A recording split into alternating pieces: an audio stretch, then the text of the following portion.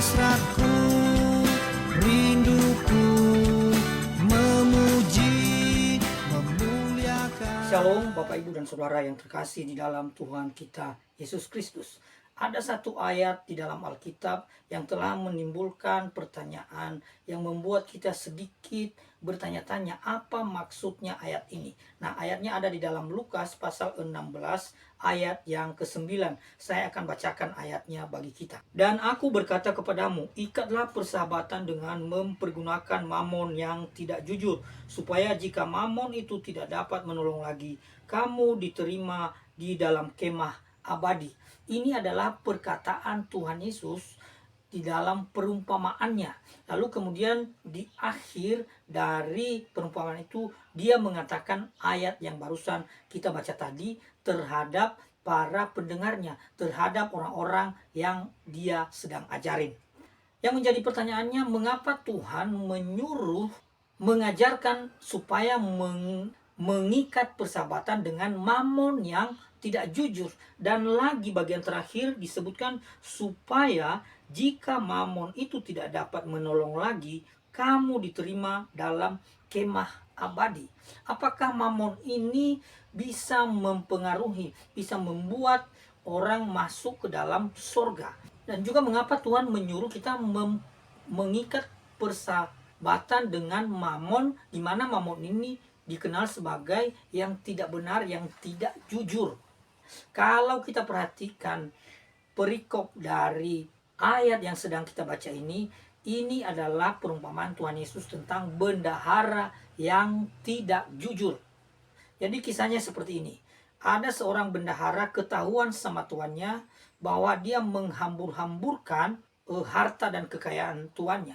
Lalu kemudian dia terancam akan dipecat. Nah, dalam keadaan dia terancam itu, dia berkata dalam hatinya, apa yang bisa saya lakukan? Nah, di dalam ayat 4 disebutkan, aku tahu apa yang akan aku perbuat, supaya apabila aku dipecat dari jabatanku sebagai bendahara, ada orang yang akan menampung aku di rumah mereka. Jadi sepertinya prinsipnya sama dengan apa yang diajarkan Tuhan Yesus tadi. Jadi bendahara ini begitu cerdik, dia akan terancam untuk dipecat, tetapi dia memiliki cara untuk menolong dirinya sendiri. Surat-surat hutang dari orang lain untuk dikembangkan, untuk menolongnya melalui surat hutang itu. Sehingga Tuhan Yesus dalam perumpamaan itu dikatakan bahwa lalu Tuhan itu memuji bendahara yang tidak jujur itu karena ia telah bertindak dengan cerdik. Sebab anak-anak dunia ini lebih cerdik terhadap sesamanya daripada anak-anak terang. Bapak Ibu yang terkasih dalam Tuhan Yesus Kristus, Tuhan Yesus sedang mengajarkan, menyingkapkan suatu keadaan kepada kita semua, bahwa orang-orang di dunia ini begitu cerdik, begitu pintar untuk mempergunakan mamon yang tidak jujur itu untuk diri mereka sendiri. Lalu kemudian apakah ini maksudnya bahwa mamon yang dipergunakan itu walaupun dianggap sebagai yang tidak benar, yang tidak jujur, apakah itu dapat menyelamatkan seseorang dengan ia telah mempergunakan mamon itu?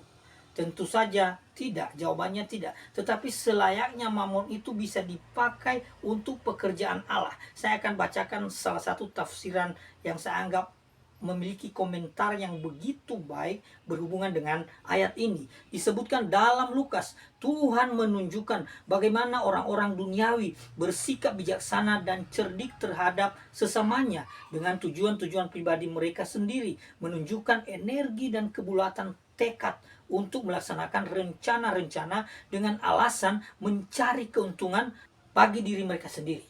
Akan tetapi tidak ada satupun di antara anak-anak terang yang dilakukan untuk kekekalan. Mereka adalah tipe pencari uang pada masa itu. Bahkan dari mereka, meskipun mereka egois dan duniawi, anak-anak terang bisa belajar tentang konsentrasi yang tidak berhubungan dengan hal-hal duniawi, melainkan rohani. Jadi selanjutnya dikatakan bahwa dapatlah teman dengan memakai mamon yang tidak jujur, dan seterusnya, yang secara tidak langsung menyatakan mereka, anak-anak terang, harus menggunakan uang tidak untuk tujuan egois seperti bendahara itu, melainkan untuk berbuat baik bagi orang lain. Jadi ada juga tafsiran yang menyatakan bahwa ayat ini berhubungan dengan orang-orang yang semasa hidup mereka mempergunakan harta-harta itu untuk menolong orang lain. Dan kemudian setelah mereka meninggal, mamon itu sudah tidak bisa dipergunakan lagi untuk menolong orang lain. Sehingga ada pernyataan yang begitu tepat seperti yang saya bacakan berikut ini. Kita tidak bisa bayangkan kesedihan di surga. Tetapi kalau ada orang yang merasa menyesal, dialah orang yang di bumi yang menyaksikan saudaranya yang miskin menderita kekurangan uang yang dapat saja diberikan dari kelimpahannya. Di surga dia tidak bisa meringankan beban orang di dunia, tetapi dia pasti menyesalinya karena semasa dia mampu berbuat itu, dia tidak melakukannya. Maksudnya Bapak Ibu bahwa semasa hidup ini kita pergunakan harta-harta kita. Itulah mamon yang maksudnya ya.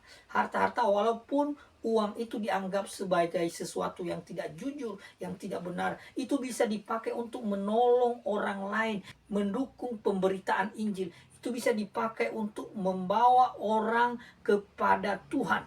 Dan itu hanya bisa dilakukan saat masih ada kesempatan kehidupan di dunia ini.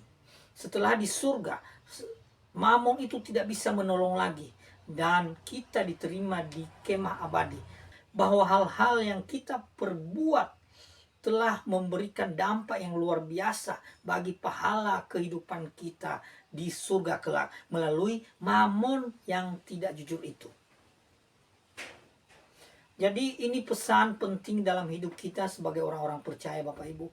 Marilah kita mempergunakan harta-harta kita. Mamon itu walaupun dianggap tidak jujur, itu bisa dipakai untuk pekerjaan Tuhan, untuk pelayanan, untuk menolong orang-orang yang susah. Sehingga nama Tuhan dipermuliakan, sehingga banyak orang menjadi percaya, banyak orang menerima keselamatan dari Tuhan.